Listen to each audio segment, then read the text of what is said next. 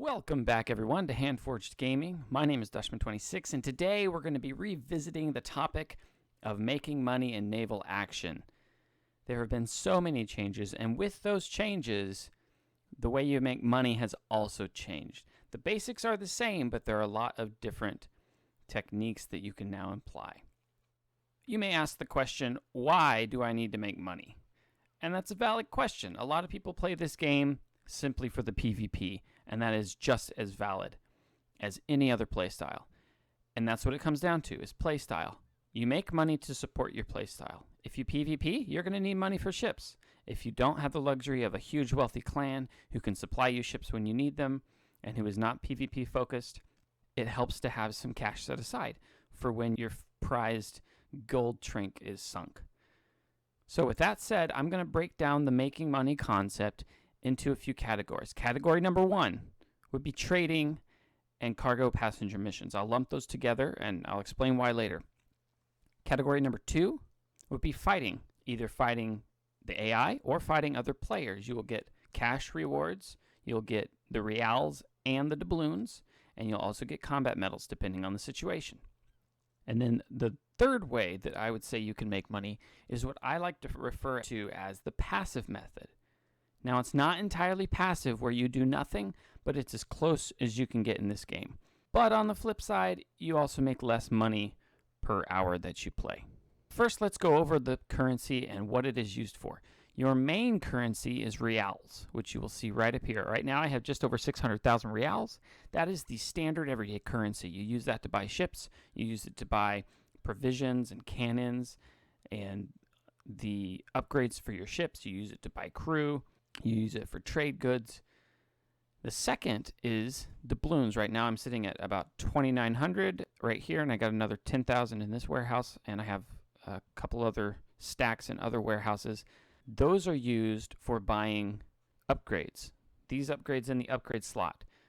As you can see, not very expensive, but not nearly as many upgrades available as there used to be. And that brings us to the third type of currency, which is combat medals. Right now I'm sitting on 26. I don't grind these out unless I need to, and right now I don't really need to. So my number right now is 26. These are used for the more premium upgrades, such as the naval clock or the Navy grog note. And these numbers are a bit higher. So if I wanted to grind up to buy a Navy clock, it's going to take a while. This has probably taken me a week of moderate play, a few hours a day. So let's start with the very first method, trading and cargo passenger missions. In every port, you will be able to find, every friendly port, I should say, you will be able to find cargo and passenger missions here in the quests section. These bottom three are passenger missions, and these top three are cargo delivery. And as you can see, each one has a reward. This one is rewarding you in both reals and doubloons. Not everyone does that. And generally, it is hard to find a passenger mission that will do both. I'd say about a fifth of the time you'll find a passenger mission that does both. So what is this? Well, if I were to take this mission, I would have to take the cargo that it puts in my hold from this port to the port of Carlisle. So let's look at the map real quick. Currently I'm in Santiago de Cuba, and Carlisle is right here. So it's not a huge distance. And for 73,000 reals, I'd say that's worth it. However, you need to take into account where you're going through to get to that point. This Windward Channel, very, very hot with PvP. And around Carlisle, Kingston, Port Royal, and Port Morant, oftentimes you have gankers sitting here. So while the value may be worth the distance, I personally would not take this. I prefer to take something else that maybe goes a little further, but to a safer location. This one, to Daguia. That is right over here. There's a lot of open water between it. Not as much gank fleets patrol this area. So I would much rather do that one. And it makes considerably more. Now to carry these, you need to have the right capacity. Currently, this ship is a Labu Centaur. It can carry 1,720 units of weight. Each of these cargo missions weighs 800. So I could carry a couple. I could carry two. But the issue is I don't want to be sailing around in a second rate doing cargo missions. So I would prefer to use a trade ship. And you're going to need a trade ship if, let's say, the cargo mission is from Santiago de Cuba to St. Mark. To enter a enemy port, you will need to be in a trade ship. So you can use a trade lynx, you can use an Indiaman, you can use a trade snow, or a trade brig. I prefer the lynx and the brig. Now, look at the weight again. The weight on these cargo missions are 800. That will not fit in a trade lynx. A trade lynx is up to 500 units. But it will fit in a brig. In fact, you can actually fit 2 in a brig. So if you're taking cargo missions, I would suggest taking a brig. It has a better sailing profile and typically a heavier arm loadout and can take a little more damage if you do get ganked. If you're doing passenger missions only, I would suggest a trader's lynx because you can sail quickly into the wind, therefore escaping all ships except a speed prince and a queen. Now what I tend to do is I tend to stockpile my passenger missions. I will usually every day take every passenger mission available to me in the ports that I have an outpost in. And as you can see, I got them right here. And I'm just going to stockpile them. And when it comes a day that I want to sit down and I want to AFK sail, I will order these in an order that makes sense so that I can sail in one direction, drop off several, and kind of come back to where I started. Now you might say, wait a minute, you can't take endless missions. You can only take 10. And right now I have 10. So if I came here and I tried to take another one, it would say, you can't take more quests. Ah, bummer. Man, I guess I can't just load my trader's links full. Nope, that's not true. Watch this. If I come here and I abandon these passenger missions that I just took, it does not get rid of them. I still have them. If you mouse over them, it will say you don't have the mission in your journal for this item, but you can still deliver it using the context menu. Now, what does the context menu mean? That means if you take this guy to the port where it needs to go, and you right-click on it, you will have an option to deliver. That mechanic exists so that if you sync a player trader and he has a passenger mission, you can take that passenger mission and deliver it for him, taking his rewards. It's a loss on his part, it's a gain on your part. So you can have as many passenger missions as you can hold. So if you're in your links, you can have 24 passenger missions. Fill up all the slots. And that, if you do that, will yield you a good profit. So that's number 1, passenger missions, cargo missions, and trade. Now I linked trade in there because trade is not as robust as it used to be. And frankly, I would suggest you don't do it. In order to make a profit for trading, I would have to take an item from Kingston Port Royal, let's say all the way north to St. George's Town. And I wouldn't even make 100% on my investment. So if I spend 1,000 reals on the product, I would sell it for just under 2,000 reals. It's a broken system. And unless I was doing that with a fleet of 4 Indiamen in total, I would not make any profit worth writing home about. And it is dangerous. You're most likely not going to make it unless you do it in the downtime. So I would suggest you don't do trading. The second is by fighting. You can fight the AI. You can fight players. You can just roam the world, the open world, looking for things to sink. You will get experience, which is the most important thing in this game. Money is not. You can always come up with that real quickly, but without experience, you won't have the crew you need to do what you need to do. You can also get battle missions. Now, battle missions, there are a few different types. You have kill missions, hunt missions, PvP missions, search and destroy, and group kill. So let's go over each of these because they are important. A kill mission is a single mission. You take this mission, and it will spawn a mission instance, and you go and you kill it. Now let's look at this. Max class allowed rank is 5th or lower. So you can be in a 5th rate or smaller. And you will be fighting 1 times rank 3. So that means you'll be up against a 3rd rate.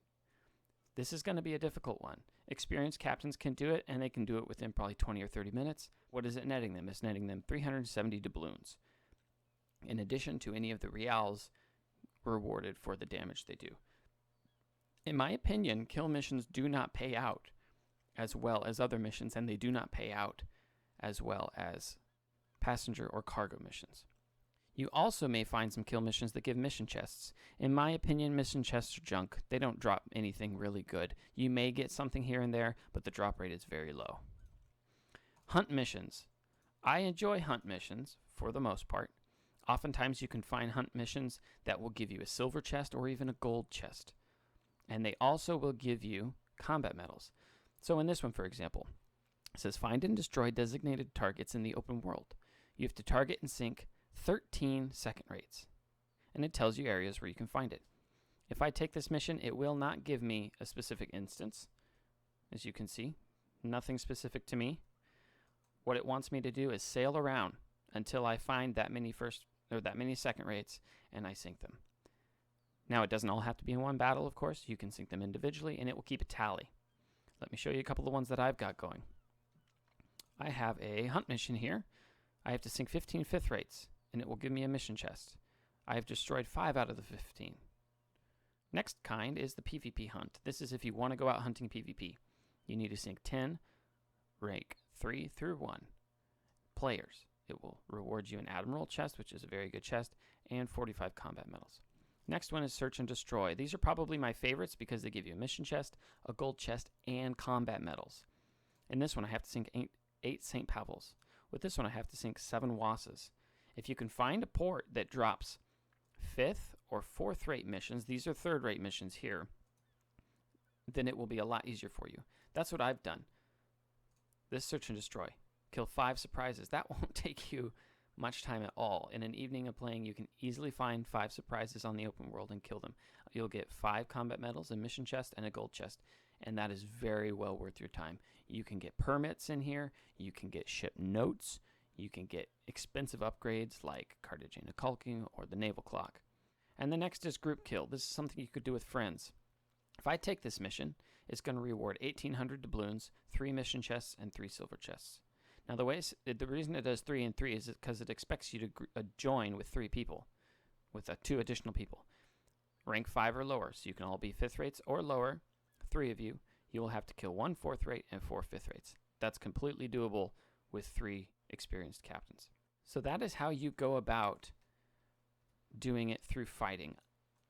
The other way you can do it with fighting is to come over right here to the patrol zone. And if you notice, if you mouse over it, this outer circle, that's the patrol zone. If you go into this inner circle, it's the solo PvP patrol zone. Let's stick right out here to the outer.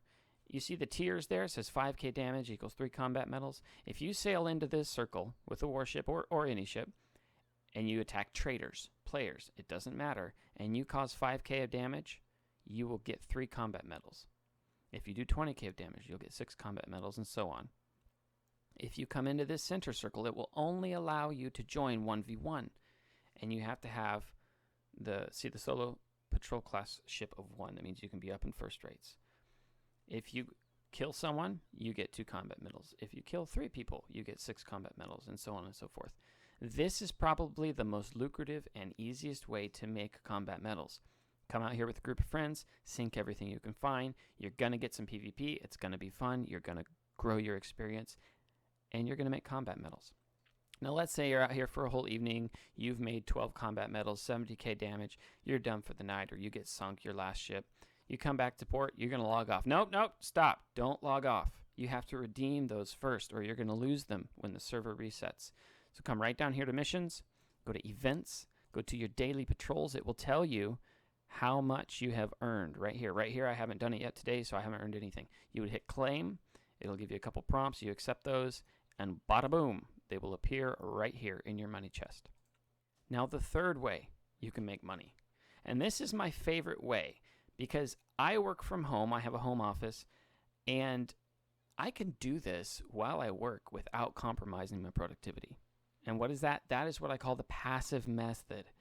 That has to do with buying and selling things from port to port, not trading, and I'll tell you why in a second. Trading is usually where you take trade goods from one and you sell it in another to the AI store. I'm talking about selling player to player. Let's look here in this store. Let's look for things that people will need all the time and again. Buying one isn't going to, negate their need for it. Guns is a good one. We have tons of medium guns. There's always medium guns. There's never a market for that. Long guns. We got some long guns, some pretty high prices. Actually, these are pretty outrageous prices. So there's room for me to undercut this. If I want to come here and start making some buildings and crafting myself long guns, I can sell them here. So what you're doing, what you're spending your time on is, first of all, getting the money and the doubloons to open your buildings. But once you've done that, all you're doing is you're coming in once a day, you're pulling the materials, you're crafting them in your workshop or your forge, and then you're listing them in your contracts. Currently, I have this contract here, and it's actually completed. Hey, I made money while talking on this video. I was selling rum for 94 reals a piece. I sold like 1,400 or something. Let's go ahead and claim that. Look at that, bump me up to 750,000. So that's my favorite way. Find something that people need all the time. You can do cannons. You could do repairs. That's a good one. Find a place that is selling repairs low, buy them there, take them to a place that they sell high, and undercut the price. Okay? This game has super high prices, and I don't like it. This is not an okay price for a rig repair.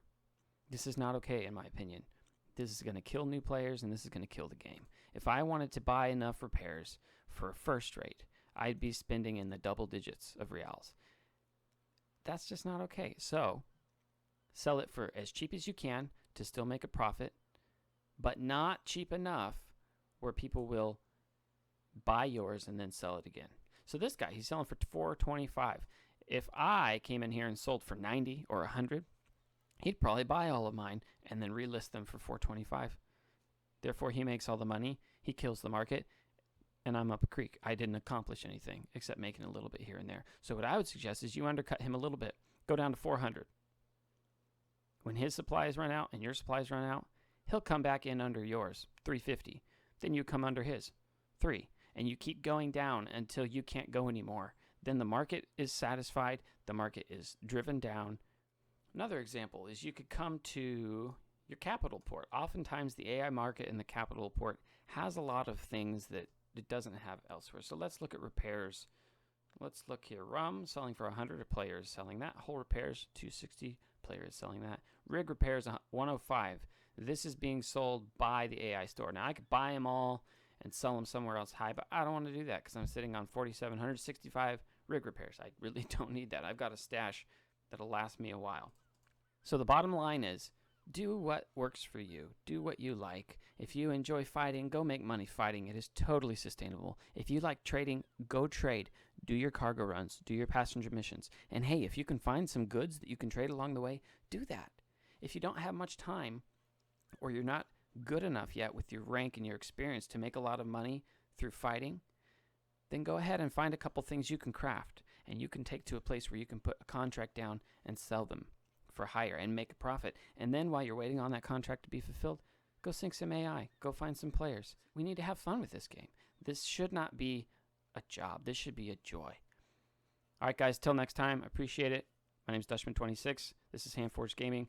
Go out there and have some fun.